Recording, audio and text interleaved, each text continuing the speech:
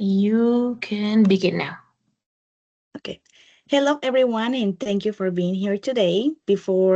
My name is Sara Solano, and I'm going to be talking about the emotions that we don't teach. Before we begin, I would like you to think about something for a moment. What happened when someone is emotional hurting, but nobody knows how to help? The thing is that we spend years teaching as teachers academic subjects like math, science, grammar, technology, a lot of like academic stuff, but emotional education is often ignored, even though emotions affect every part of our lives, right? And this is why today I want to talk about emotional intelligence and first emotional aid, which I believe are some of the most important skills people can develop, but not everybody gets to that point. And to understand why emotional intelligence matters, we first need to know and look at how society treats these emotions. So let's go continue for emotional science silence in society. As children, many of us grow hearing phrases from our parents or adults that like don't cry, be strong, you're overreacting to that, like get over it. And these expressions may seem harmless, but over time they teach people to suppress emotions instead of understanding them. And society often rewards that emotional control with silence or in productivity, while emotional people are being like vulnerable, and sometimes that is treating like that person is weak, is treated as a weakness. And because of this, many people learn to hide sadness, anxiety, frustration, and emotional pain. And when emotions are constantly ignored, emotional disconnection between like people in around them start begins to grow. And this is where emotional intelligence becomes very important. So to understand a little more, let's go see what is emotional intelligence. And emotional intelligence is the ability to recognize, to understand, to manage and express emotions in healthy ways. Includes important skills such as self-awareness, empathy, emotional regulation, and communication. For example, here self-awareness help us to identify what we're feeling. Um, Another example is how empathy help us to understand other people's emotion, kind of like putting ourselves in their shoes. And emotional regulations help us to respond calmly instead of reacting and being like impulsive. And these skills are extremely important because emotion influence our relationships, our learning, our decision making, and our mental health as well. But understanding emotion is only a part of the solution. Now, I would like to introduce a concept that is not talked about enough, that is first emotional aid. And is when someone we know that when someone get hurts, like physical hurts, people usually like put a bandage, give them medicine, have like medical care. But with emotional pain is different because when someone feels emotional overwhelm, many people don't know how to respond, or people didn't even notice what's going on with that person. And if they do, sometimes what the people say is, oh, calm down, it's not a big deal, or they just decide to ignore what the person is feeling. And for me, this first emotional aid means giving immediate emotional support to someone who really emotional is struggling and need the help. Like, and how can we do this? How can we support them? By listening without judgment, validating their emotions, their feelings, showing empathy, showing that we put ourselves in their shoes. Or sometimes we don't want to hear, we just want someone to stay there with us, feel like being emotional present. And sometimes people don't need solutions immediately. Sometimes just people need to feel that they're heard and support. And emotional support matters through every stage of life. And That's why emotional is important during every stage of life because we all need it. For example, let's go talk about the groups and let's go start with children. They need emotional safety and validation. And when children are encouraged to express emotions openly, they develop confidence and healthy emotional communication. Um, Another group is teenagers. They experience emotional intensity, pressure, and their identity is changing. And without emotional tools, many teenagers, what they do is isolate themselves and struggle to express what they truly feel. And sometimes adults also need emotional support. However, they have emotional exhaustion and stress are very normalized during them. Like, oh, they're a grown up, like they're gonna get over, like it's very normalized. A lot of adults continue like functioning while they're dealing with anxiety, with a burnout, with an emotional disconnection, feeling like low esteem, feeling like, oh, I cannot help, like I'm useless, and a lot of things that are going in people and adults and elderly's mind. And this is why emotional education should not only focus on children, but in all the stages of our lives. Because emotional needs when the emotional needs are ignored, the negative consequences can appear in people's life. And when there these consequences can be that they can present is anxiety, stress, emotional isolation, burnout, or low self-esteem. And this the thing with emotional pain is that it's often invisible. A person may appear completely fine on the outside, but is struggling internally. And recognizing emotional pain is the first step towards the emotional healing. So now let's go see how we can have a good hygiene and healing, and just like a physical hygiene protects our body, emotional hygiene also help us to protect our emotional well-being. And this includes expressing em- emotion in healthy ways, practicing self-awareness, setting some boundaries, asking for help, building supporting relationship, having some like meditation, mindful, um, having that support system, people that always help us.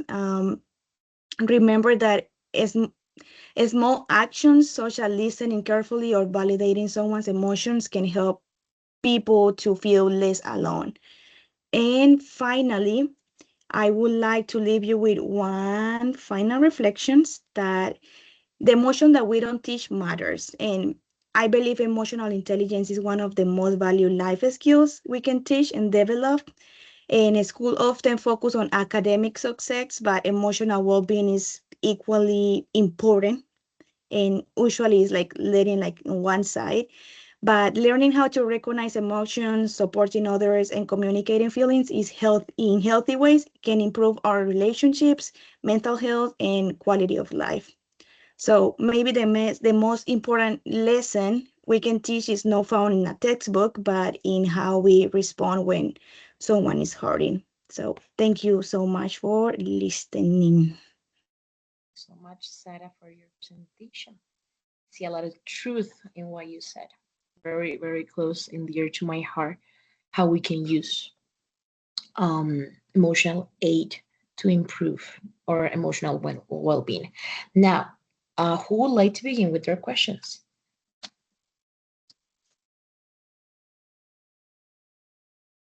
Nobody? What happened? We were so Excuse me. talkative. What happened? Okay, Companion Sara, very Maria good. Jose. So for me, this is actually the most hard topic of the day because it connects deeply with me. I have super anxiety since I was a child, and I never hide it. I'm going to say I never had my anxiety because no one told me how to control it at the first. So I never hide it because I have no. There was no point. I didn't was I wasn't afraid of people knowing that I have anxiety, but as time passes by, especially when you're a teenager and you're more, you emotions are overwhelming, hearing from every single adult in your life telling you that you don't have anxiety, you're just being dramatic, is one of the hardest things because it costs you deeply. I actually think I never recovered from that. Uh, but it helps me to search for this topic because I mean I need to learn a little bit more about what I was suffering. I actually went to the psychologist, stuff like that. But as a person that experienced anxiety, I actually didn't receive good emotional aid from anyone in my life. I want to ask you, Sarah, one question. Um, do you think that, like, do you believe that these struggles with your emotions, like emotions that we suffer, because we don't know how to express them, we don't know how to handle them, we just try to hide it sometimes, is they come from mainly from home?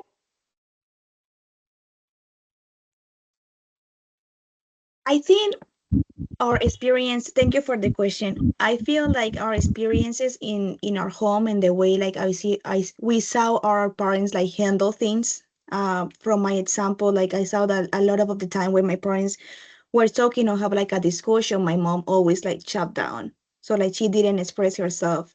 And for me, that is something that was hurting my relationship at the beginning. Because I every time we have a discussion, I was like, no, I can't express myself. I don't want he to get mad or I'm just being over dramatic. So I do agree that we grow up with ideas, we grow up with things that are installed like in our brains that when something happened, you gotta react like that, or you gotta like protect yourself and put like a shield so no one can go through you. Because we saw it with our parents. My advice for that would be that receiving professional help always is really good. And from my experience, that's how like I start expressing myself better, because sometimes we don't have the tools or we don't know because we didn't grow up with that. So it's like, how can I express myself if I don't know? So when you have someone who is like following your case and is with you, okay, let's go try different activities, different things and tools that you can implement in your daily life with your partner at your job, like in everything. They are professionals. So like they're gonna like give you exactly what you want and work with you through the process. So I think like if you feel that a lot of your childhood situations happen and are affecting you in like in your real life, like and you don't know how to handle, finding support, finding a professional that can help you or will be like the solution for you to deal with those like traumas that we have like sometimes have and we don't accept it or we don't know how to identify. So it can come from home and from maybe not from our parents, but our uncles, grandparents, and people like around us, or like a teacher or something that we saw. When we are kids, we are like a sponge. So we are like absorbing everything that is around us without not knowing it. But we are like just absorbing. So it's really important as we grow up and like identify that, okay, I'm failing in expressing my emotions. How can I work with that? That's when like we start releasing all those problems that we have with uh, our emotion, and for our own good, for an emotion, our emotional health is really good. Thank you, Judy. Convenio. Sarah, Mm, do you think society is doing enough to address more emotional needs? I think um, that the more the decades are going, is the mental health start being like more normalized. It's more common in our days for people to talk about it, and it's totally like normal for people are looking for help.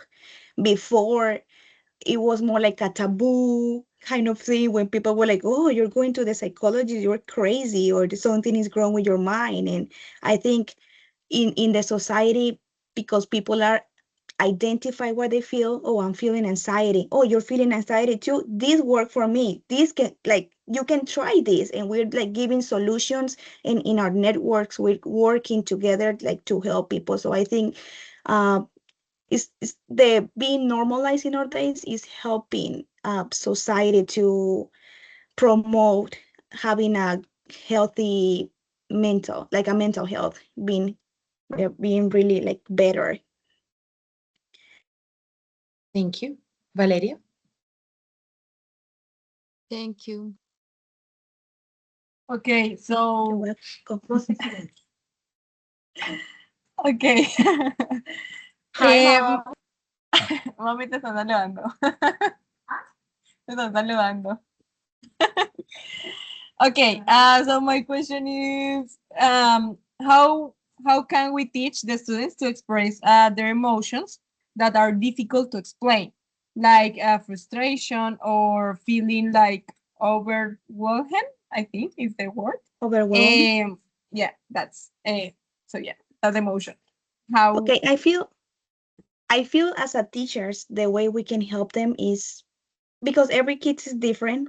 I would try to implement like before, for example, before after the kids go like have like a break during the class in the morning, like they get so excited and their adrenaline is so high. I would like help them with some exercises before like start, like, okay, let's go study again, let's go start with math, like breathing exercises, meditation exercises, put some music like in the background. And I remember when I was in high school, one teacher did that with me, and like I would always gonna remember that, like she put like music in the back in the background. And we move all the chairs like in one side, and we like lay down in the ground, and we're like, okay, imagine you are in a paradise when you're hearing the water, and we're hearing like the waves and all that, like helping the students to calm themselves, teaching them like some strategies sometimes, like, okay, if when you don't know the answer of something, take a moment, take a deep breath, let's go count 1, 2, 3, let go, like start including those moments in our classes. It was going to help them. And if we're teaching like with one student, for example, they gotta do they gotta expose a topic, they gotta talk about topic in front of the class, and they're having like a panic attack. It's just like helping to calm himself. If he needs help, okay, take a deep breath. You want to try like after another student do it, so you feel more comfortable, and trying like to help them to increase like those feelings that they're safe and they're secure. I feel like as a role, we as a teacher, we all are girls here, so like we are like mom, we are nurse, like we have so many roles in when we're in our classroom, that the most important thing for us to teach the student is to make them feel like they're safe with us. And if like, because bullying is very common in classroom, like some students, if they start like laughing or you don't know, blah blah blah, we gotta kind of like correct those behaviors from the students that are being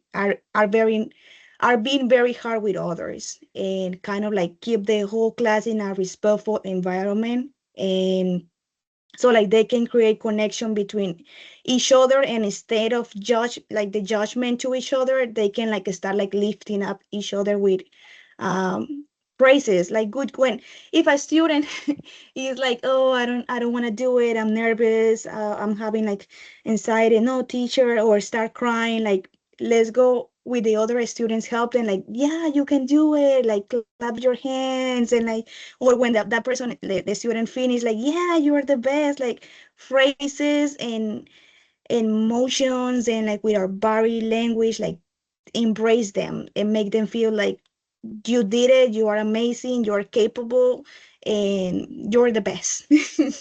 Give them security. Thank you so much. Next question. Judy already asked the question, so I think it's Paulina that is next. Yes, my question is, what are the characteristics of an emotionally intelligent person, in your opinion? Okay.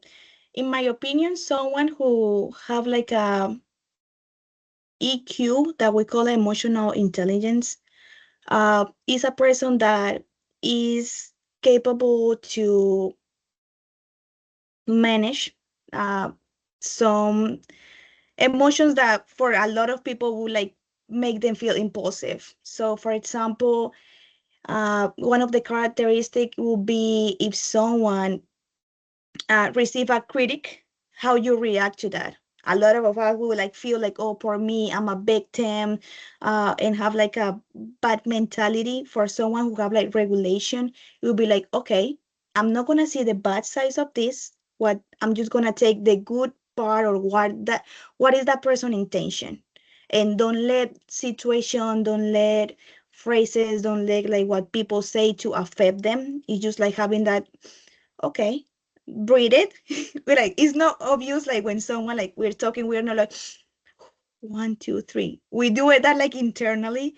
So for me, someone that are able to have that emotional control is someone that process the information inside, that are like, well, like to express, I can be disagree with you, but that doesn't mean I'm gonna be rude to you, or I'm gonna like get it against you and be defensive. So it's someone that can process, can dialogue with others, and in a respectful way. Thank you. Brigitte?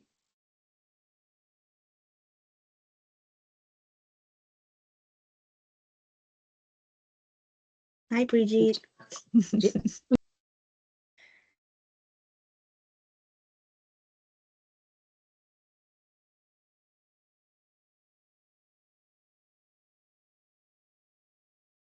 Brigitte?